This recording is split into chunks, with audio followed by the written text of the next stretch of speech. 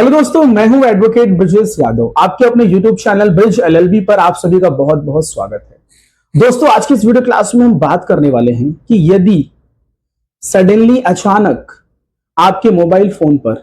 आपको एक पुलिस वाले का फोन आता है या फिर किसी भी पुलिस स्टेशन से आपको कॉल आता है और वो जो पुलिस वाला है आपको कॉल पे ये कहता है कि आपको पुलिस स्टेशन में आना है, इतने बजे इस डेट को आना है, तो इस प्रकार की कॉल को आप कैसे हैंडल करें,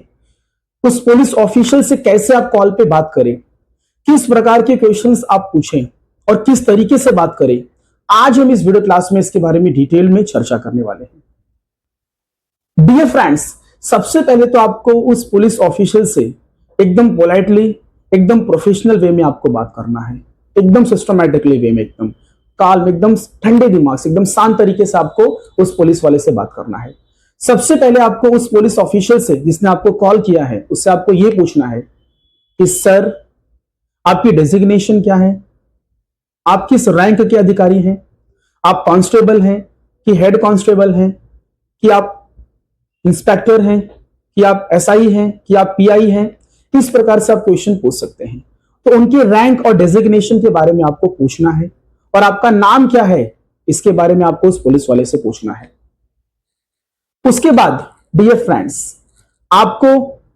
पुलिस वाले से आपको पूछना है कि सर, आपने मुझे किस मामले में, किस मैटर में,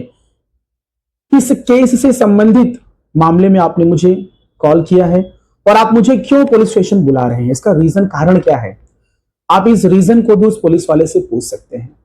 लेकिन आपका पूछने का जो तरीका होगा वो बहुत प्रोफेशनल होगा, बहुत पोलाइट होगा और बहुत सिस्टमैटिकली ठंडे दिमाग से आपको एकदम शांत तरीके से आपको पूछना है। दूसरी चीज, यदि पुलिस वाला आपको यह सब जानकारी बताने से मना करता है और अपना नाम नहीं बताता, डेजिग्नेशन नहीं बताता,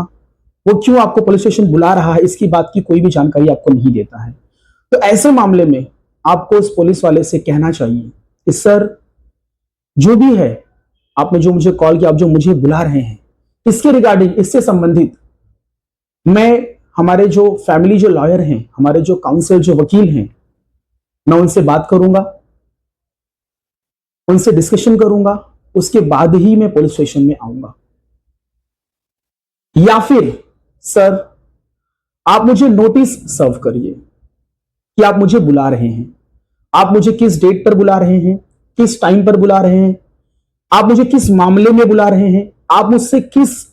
केस के रिगार्डिंग पूछताछ करना चाहते हैं, आपको क्या चाहिए, आप मुझे नोटिस भेजिए, तभी मैं आऊंगा पुलिस स्टेशन। तो आपको उस पुलिस वाले से नोटिस सर्व करने की बात करनी चाहिए। डियर फ्रेंड्स, यदि फिर भी पुलिस वाला कहता नहीं आपको आना ही पड़ेगा, तो ऐसे मामले में अपने वकील से आप कंसल्ट कीजिए, उनसे एडवाइस लीजिए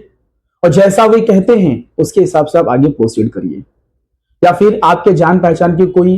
कानूनी जानकार होंगे, आप उनको पुलिस स्टेशन भेज के भी आपके मामले में क्या है, क्यों आपको बुला रही है, आप उसकी इंक्वायरी, उसकी आप इंफॉर्मेशन निकाल सकते हैं, या फिर आप अपने वकील को भी भेजकर आप इंफॉर्मेशन निकाल सकते हैं। डियर फ्रेंड्स, अब हम समझते हैं कि यदि पुलिस को आपको पुलिस थाने में बुलाना रहता है तो प्रोसीजर के थ्रू पुलिस को आपको नोटिस भेजना होता है। तो आइए समझते हैं कि जो पुलिस है वो कितने प्रकार के नोटिस आपको सर्व कर सकती है और किस किस मामले में पुलिस आपको नोटिस भेजती है। डियर फ्रेंड्स, पहले प्रकार का जो नोटिस है वह है सीआरपीसी 160 का नोटिस या फिर बीएनएसएस 179 की नोटिस। इस प्रकार की नोटिस में जो पुलिस है वह आपको गवाह के तौर पर या फिर विटनेस के तौर पर आपको पुलिस स्टेशन में बुलाती है। तो हो सकता है किसी मामले में पुलिस को ऐसा लग रहा है कि आप इस मामले में विटनेस या फिर गवाह बन सकते हैं, तो इसीलिए पुलिस आपको बुलाने के लिए सीआरपीसी 160 बीएनएसएस 179 की नोटिस आपको भेजती है। तो यदि इस प्रकार का नोटिस यदि आपको आता है तो आपको इस नोटिस का जवाब देना चाहिए और आपको पुलिस स्टेशन में जाकर जो भी आईओ, जो भी इन्वेस्टिगेटिंग जो भी ऑफिसर है, उनके सामने आपको अपीयर होना चाहिए, आपको हाजिर होना चाहिए और उस केस से संबंधित, जिस मामले में आपको, जिस केस के मामले में आपको बुलाया गया हो, उससे संबंधित जो भी प्रश्न है, जो भी क्वेश्चन है या फिर जो भी वो आपसे पूछ रहे हैं या फिर जो भी आपकी वो स्टेटमेंट लेना चाहते हैं, उसका आपको जवाब देना चाहिए। डियर फ्रेंड्स, अब दूसरा प्रकार का नोटिस अब ये दूसरी पुलिस नोटिस क्या होती है?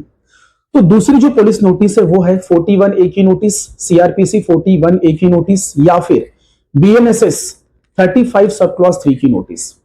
डियर फ्रेंड्स, यदि इस प्रकार का कोई नोटिस यदि आपके पास आता है, चाहे वो मेल के थ्रू आए, व्हाट्सएप के थ्रू आए, ठीक है, किसी भी डिजिटल इलेक्ट्रॉनिक मीडिया के थ्रू आए, या फिर आपको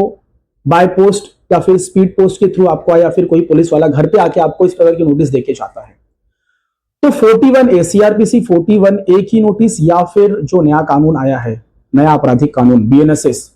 35 सब क्लॉज 3 की नोटिस, इसका मतलब क्या होता है? तो डियर फ्रेंड्स, यदि इस प्रकार कोई नोटिस यदि आता है आपको, तो ऐसे मामले में आपको अलर्ट हो जाना चाहिए, सावधान हो जाना चाहिए, क्योंकि यह जो नोटिस आ रही है यह कोई एक सीरियस मैटर का नोटिस है। दैट मीन्स कि हो सकता है किसी मामले में आप आरोपी बनाए गए हो, आपके ऊपर एफआईआर हो गई हो, या फिर कोई कॉग्निजेबल कोई संज्ञेय अपराध घटित हुआ हो, ऑफेंस कमिट हुआ हो, और वैसे मामले में आपका नाम केस में दर्ज कर दिया गया हो, या फिर किसी केस से संबंधित ऑलरेडी कोई एफआईआर लॉन्च हो चुकी है और पुलिस को ऐसा लगता है कि आपका भी उस मैटर में इन्वॉल्वमेंट हो सकता है, तो ऐसे मामले में भी आपसे पूछताछ और इन्वेस्टिगेशन करने के लिए पुलिस आपको 41A सीआरपीसी की नोटिस या फिर 35 सब क्लॉज 3 की नोटिस आपको भेज सकती है। सो डियर फ्रेंड्स, यदि आपको लग रहा है कि मामला गंभीर है, कॉग्निजेबल ऑफेंस है, मामला गंभीर है, आप फंस सकते हैं, यदि आप पुलिस स्टेशन जाएंगे तो आप अरेस्ट हो सकते हैं, तो आप ऐसे मामले में आप बाहर से पता लगवा लीजिए अपने एडवोकेट के थ्रू, या फिर कोई आपके जान पहचान में कोई कानूनी जानकारी ज्ञान रखने वाला कोई यदि पर्सन है तो उसको पुलिस स्टेशन में भेजकर वहां से पता लगवा लीजिए कि 41A की जो नोटिस आई है वो किस मामले में आई है, क्यों आई है, क्या है। वैसे तो नोटिस में सब इंफॉर्मेशन गिवन होती है, बट फिर भी मामला गंभीर है, क्या है क्या नहीं है, आप वहां से पता लगवा लीजिए। मामला बहुत गंभीर है, आपको ऐसा लग रहा है कि आप अरेस्ट हो सकते हैं, ऐसा आपको अप्रीहेंशन है, आपको ऐसी शंका, डाउट है कि आप अरेस्ट हो सकते हैं, तो ऐसे मामले में आपको सेशन कोर्ट या फिर हाई कोर्ट आपको जाना चाहिए एंटीसिपेटरी बेल के लिए। डियर फ्रेंड्स, जब यदि आप सेशन कोर्ट में जाते हैं तो सेक्शन 438 सीआरपीसी 438 या फिर बीएनएसएस 482 में आप एंटीसिपेटरी बेल के लिए आप वहां पे अप्लाई कर सकते हैं, एप्लीकेशन आप लगा सकते हैं, तो ये आपको अरेस्ट होने की जरूरत नहीं पड़ेगी और बाहर से आपका बेल हो जाएगा। तो जब 41A की जब नोटिस आती है तो ऐसे मामलों में थोड़ा सा आपको अलर्ट मोड में आ जाना चाहिए। डियर फ्रेंड्स, अब हम बात कर लेते हैं अगले प्रकार की नोटिस, जो कि सीआरपीसी 91 की नोटिस, और या फिर जो नया आपराधिक जो कानून आया है उसके अंदर बीएनएसएस 94 की नोटिस। डियर फ्रेंड्स, यदि इस प्रकार का कोई नोटिस यदि आपको आता है तो आपको यह समझना चाहिए कि जो पुलिस वाले हैं वो आपको किसी मैटर में या फिर किसी केस में उनको किसी डॉक्यूमेंट्स, किसी दस्तावेज की जरूरत है, और पुलिस वालों को ऐसा लग रहा है कि यह डॉक्यूमेंट्स, यह दस्तावेज या फिर यह पेपर या फिर कोई भी चीज वो आपके पास है जो कि इस केस से संबंधित है, तो ऐसे मामले में पुलिस वाले आपको 91 सीआरपीसी की नोटिस या फिर बीएनएसएस 94 की नोटिस आपको भेज सकते हैं, और आपको कह सकते हैं, आपको ऑर्डर कर सकते हैं कि आप ये डॉक्यूमेंट्स, ये पेपर, ये दस्तावेज लाकर हमारे पास सबमिट कीजिए। तो जो